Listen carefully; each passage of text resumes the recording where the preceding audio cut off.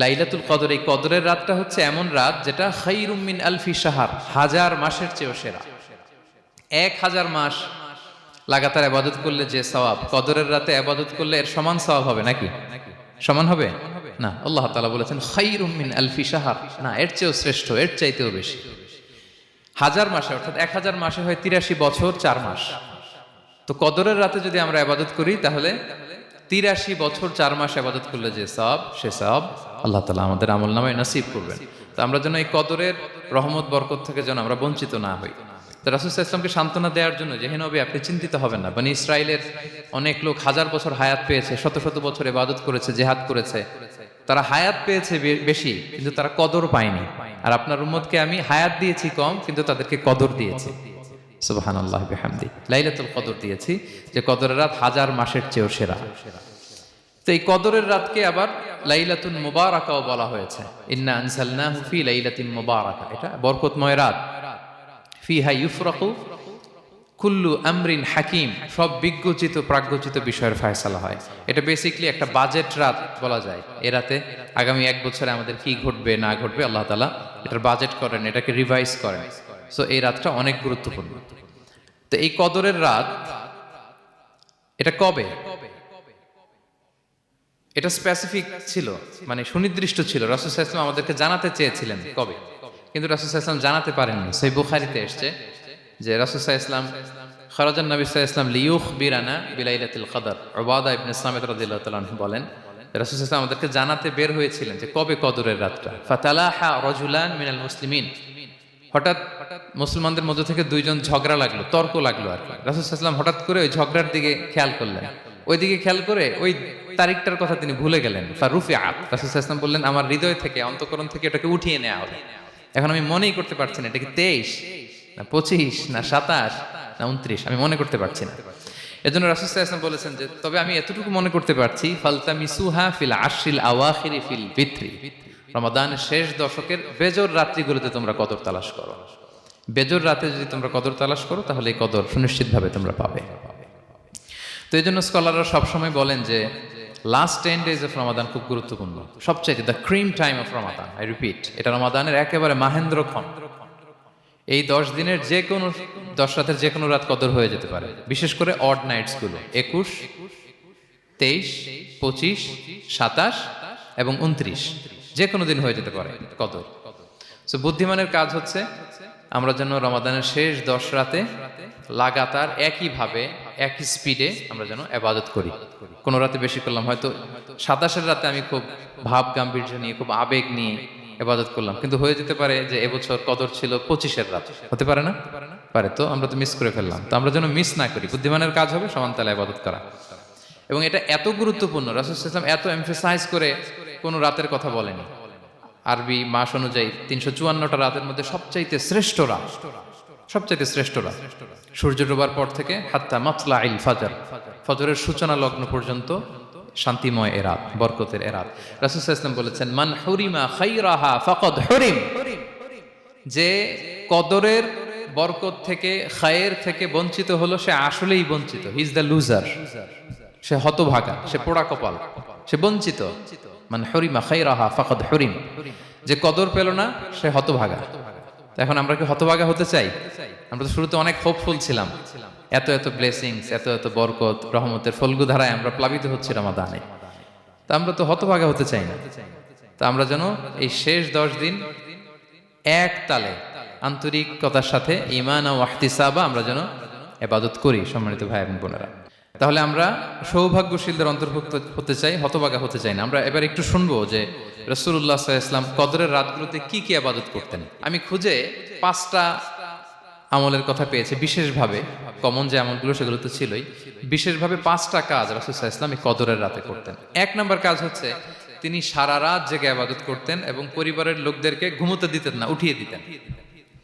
বছরের অন্য কোনো সময়ে সারা রাত জেগে ইবাদত করার কোনো নজির রাসূল সাল্লাল্লাহু আলাইহি ওয়াসাল্লামের জীবনে ছিল না, সব রাতে ঘুমাতেন। আমি জোহর বারুতে একটা কনভেনশনে the daily routine of prophet সাল্লাল্লাহু আলাইহি ওয়াসাল্লাম একটা আলোচনা করেছিলাম, যেখানে রাসূল সাল্লাল্লাহু আলাইহি ওয়াসাল্লামের দৈনন্দিন জীবনের রুটিন আলোচনা করেছিলাম। সেখানে আমরা বলেছি যে রাসূল সাল্লাল্লাহু আলাইহি ওয়াসাল্লামের দৈনন্দিন অভ্যাস ছিল তিনি এশার পরেই তাড়াতাড়ি ঘুমিয়ে পড়তেন আর মিড নাইটে উঠতেন। রাসূল সাল্লাল্লাহু আলাইহি ইসলামের কর্মদিবস শুরু হতো মিড নাইটে, আমাদের তো সকালে আরো অনেক পরে শুরু হয়। রাসূল সাল্লাল্লাহু আলাইহি ইসলামের কর্মদিবস শুরু হতো বেসিক্যালি মিড নাইটে। এশার পরে কথাবার্তা না বলে আগে ঘুমোতে যেতেন, মিড নাইটে উঠতেন, কিন্তু ঘুমাতেন, ঘুম ছাড়া রাত কাটাতেন না। সারা বছরের এটা ছিল যে এশার পর পরে ঘুমোতে যেতেন, except the last 10 days of Ramadan. রমাদানের শেষ 10 রাতে রাসূল সাল্লাল্লাহু আলাইহি ওয়াসাল্লাম ঘুমাতেন না। এই 10 দিনের ব্যাপারেই পাওয়া যায় সারা রাত জেগে তিনি ইবাদত করতেন। আম্মা জান আয়েশা রাদিয়াল্লাহু তাআলা আনহা বলেন, ইযা দাখালাল আশরু আহিয়াল লাইলা ওয়া আইকাযা আহলা ওয়া জাদ্দা ওয়া শাদ্দাল মিজার। রমাদানের শেষ দশক যখন আসতো, রাসূল সাল্লাল্লাহু আলাইহি ওয়াসাল্লাম সারা রাত জেগে ইবাদত করতেন। পরিবারের সদস্যদেরকে জাগিয়ে তুলতেন, স্ত্রীদের ঘুমাতে দিতেন না, জাগিয়ে তুলতেন। ফাতেমা রাদিয়াল্লাহু তাআলা আনহার ঘর পাশেই ছিল, তাদেরকে যে জাগাতেন এবং নিজে সারা রাত ইবাদত করতেনই। জাদ্দা ওয়া শাদ্দাল মিজার, খুবই বলিষ্ঠভাবে, খুব মজবুতভাবে কোমরে গামছা বেঁধে নামার একটা এক্সপ্রেশন এখানে দেওয়া হয়েছে। মিজার, ইজহার মানে হচ্ছে বাংলা করলে হয় লুঙ্গি। লুঙ্গি আমরা যখন খুব শক্ত কোনো কাজ করতে যাই তখন তারা কি করে, খুব টাইট করে লুঙ্গিটা বাঁধে। তার মানে বোঝানো হচ্ছে রাসূল সাল্লাল্লাহু আলাইহি ওয়াসাল্লাম কোমরে ভালো করে লুঙ্গি বেঁধে বা গামছা বেঁধে আটকাট বেঁধে নামতেন শেষ 10 দিনের জন্য।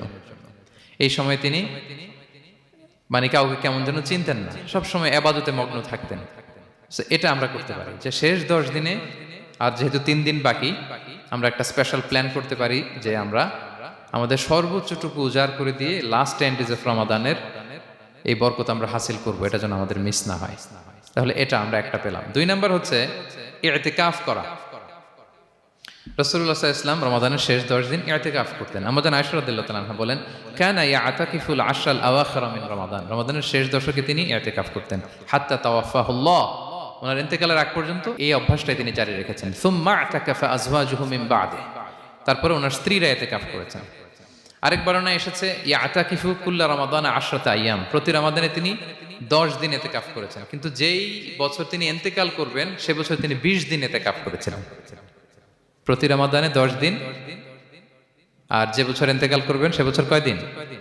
20 দিন তিনি ইতিকাফ করেছিলেন মসজিদে নববীতে। তাহলে আমরা এই রমাদানের শেষ দশকে এটা করতে পারি। 2 নম্বর পয়েন্ট হচ্ছে ইতিকাফ করা। যারা আমরা করিনি তারা আমরা ইতিকাফ করতে পারি।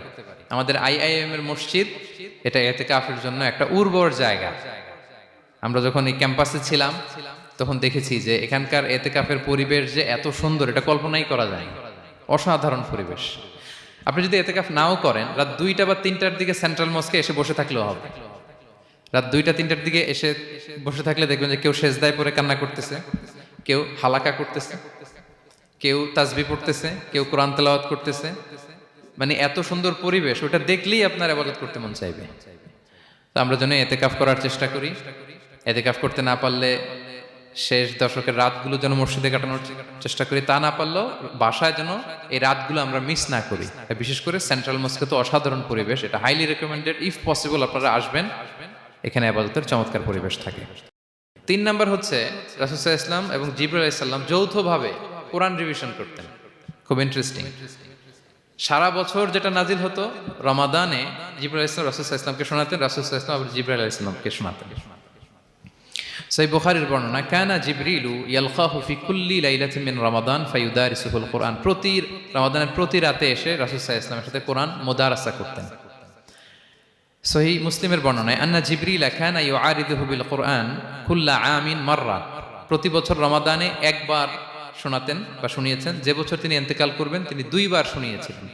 আরাদা ইউআরিদু মানে এটা ফ্রম বোথ সাইড। আরবি শব্দটা এমন যে জিবরাইল আলাইহিস সালাম শোনাতেন, এরপর রাসূল সাল্লাল্লাহু আলাইহি ওয়াসাল্লাম জিবরাইল আলাইহিস সালামকে শোনাতেন। কোরআন রিভিশন করা। তো এই শেষ দশকের রাতগুলোতে আমরা যেন বেশি বেশি কোরআন পড়ি।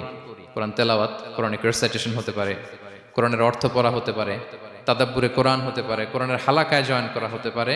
ইন ইটস এনি ফর্ম আমরা যেন কোরআনের সাথে অ্যাটাচমেন্টটা বাড়াই লাস্ট 10 days অফ রমাদানে। 4 নাম্বার কিয়ামুল লাইল করা। রাসূল সাল্লাল্লাহু আলাইহি ওয়াসাল্লাম কিয়ামুল লাইল করতেন এবং কিয়ামুল লাইল শব্দটাকে রাসূল সাল্লাল্লাহু আলাইহি ওয়াসাল্লাম কদরের সাথে জুড়ে দিয়েছেন। সহিহ বুখারীর বর্ণনায় তিনি বলেছেন, মান কামা লাইলাতাল কদরি ঈমানা ওয়া ইহতিসাবা গুফিরা লাহু মা তাকাদ্দামা মিন যামবি। কদরের রাতে যে কিয়ামুল লাইল করে বিশ্বাস নিয়ে এবং নাজাতের প্রত্যাশা নিয়ে, তার পূর্বের সমস্ত গুনাহ আল্লাহ তাআলা ক্ষমা করে দিবেন।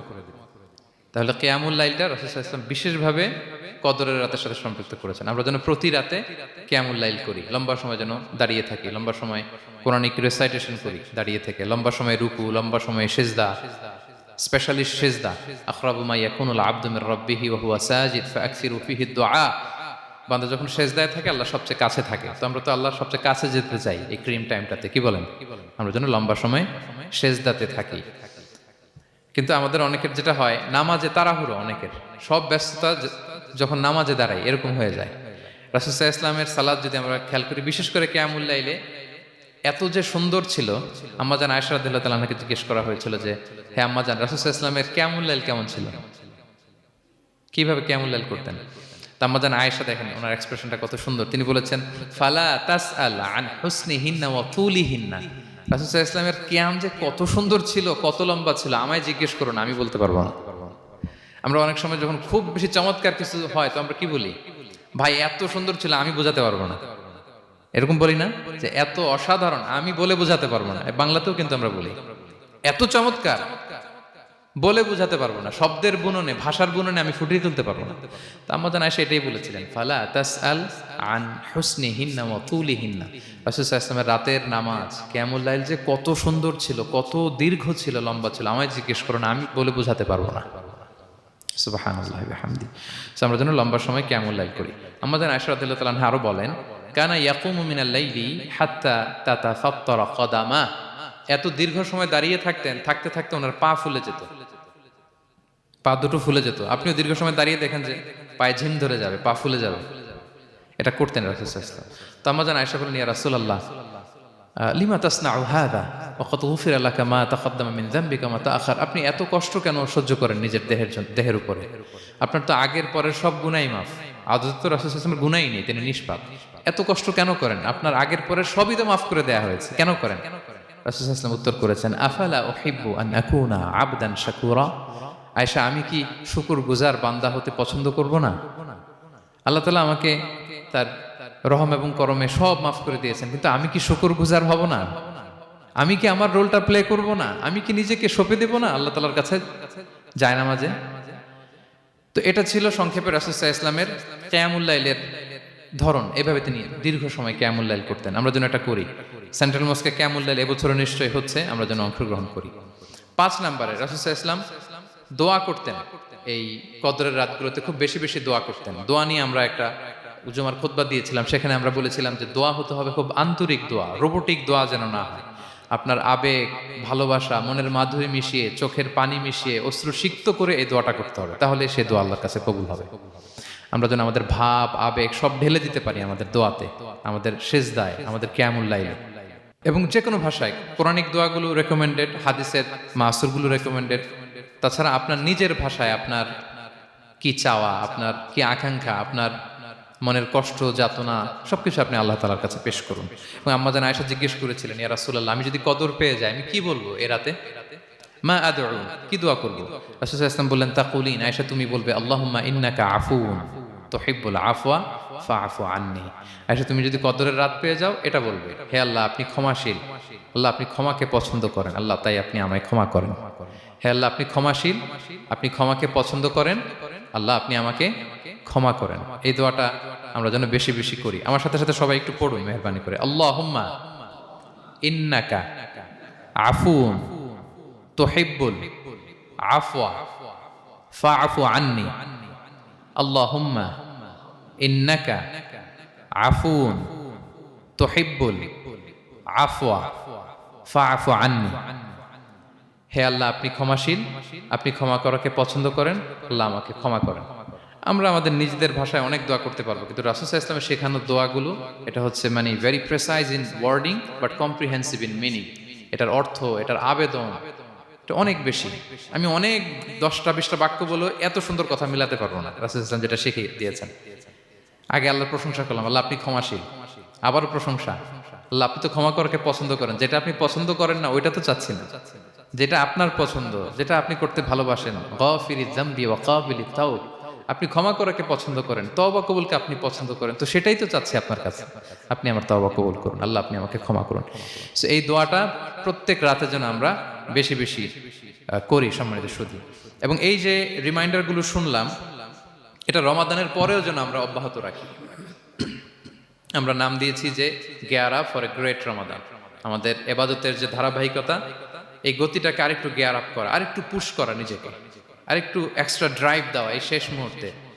মাত্র 13টি দিন আমাদের হাতে আছে, আমরা যেন আরেকটু ইফোর্ট দেই, আমরা যেন আরেকটু ড্রাইভ দেই, যাতে করে আমরা আল্লাহ তাআলার আরো নিকটবর্তী হতে পারি।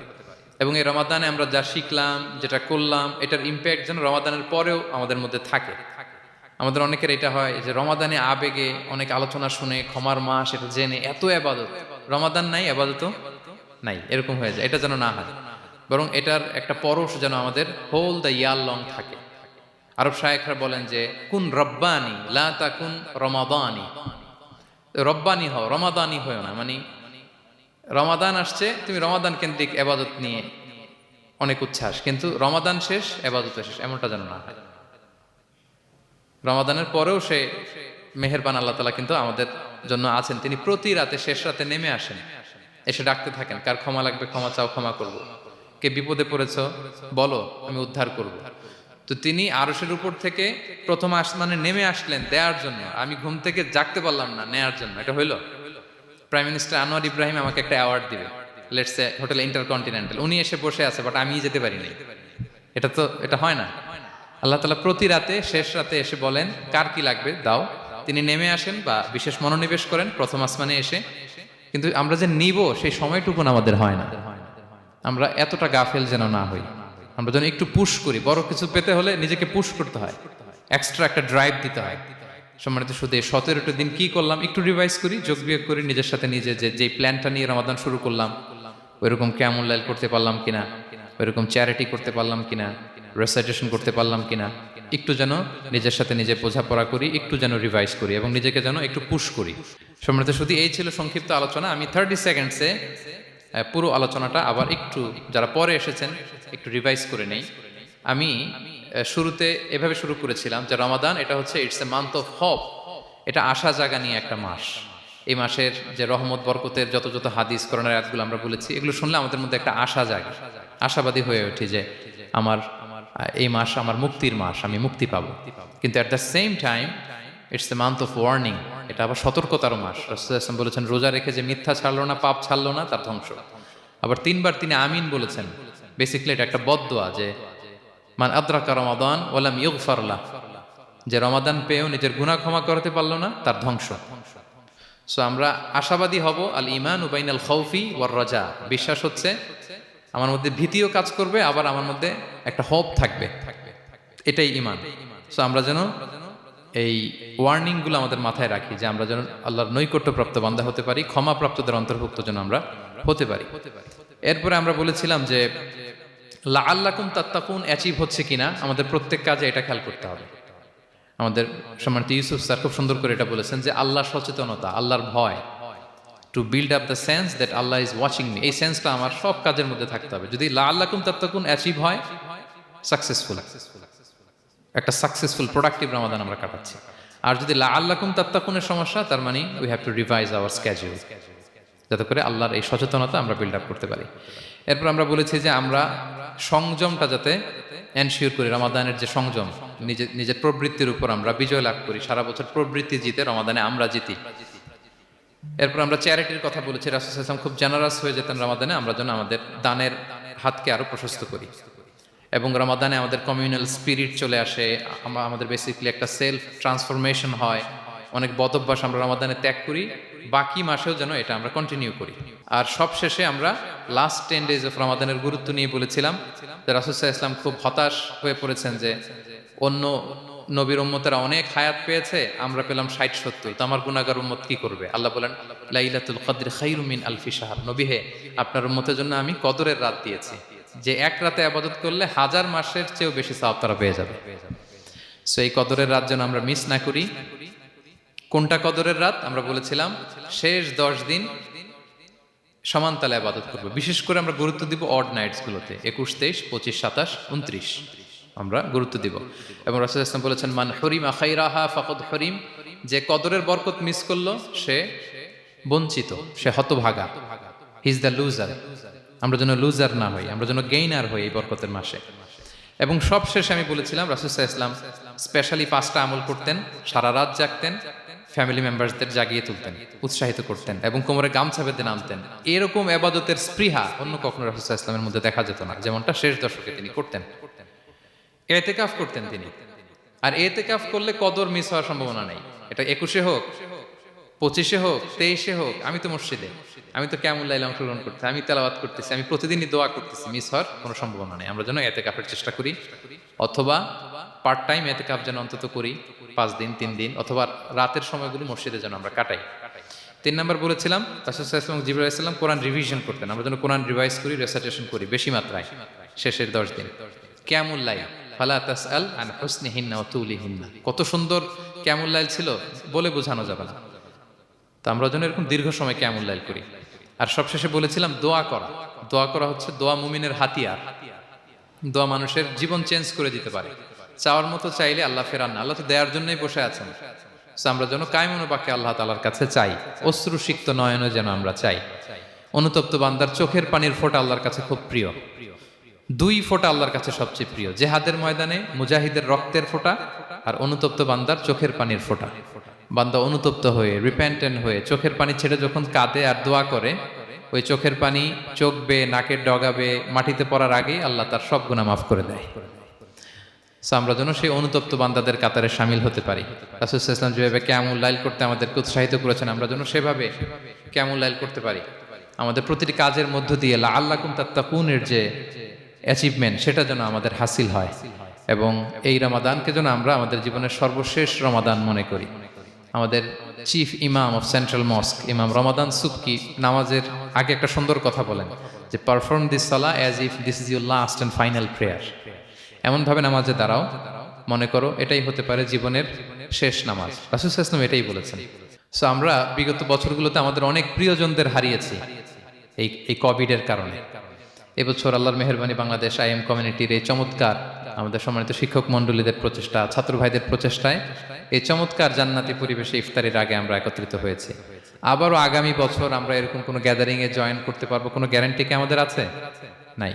It could be the last Ramadan in our life. So আমরা যেন এটা সবসময় মাথায় রাখি যে হতে পারে আমার this is our last chance, এটাই লাস্ট চান্স, এবং এই অপরচুনিটিগুলো যেন আমরা কাজে লাগাই এবং আল্লাহ তাআলার প্রিয় বান্দাদের অন্তর্ভুক্ত হই।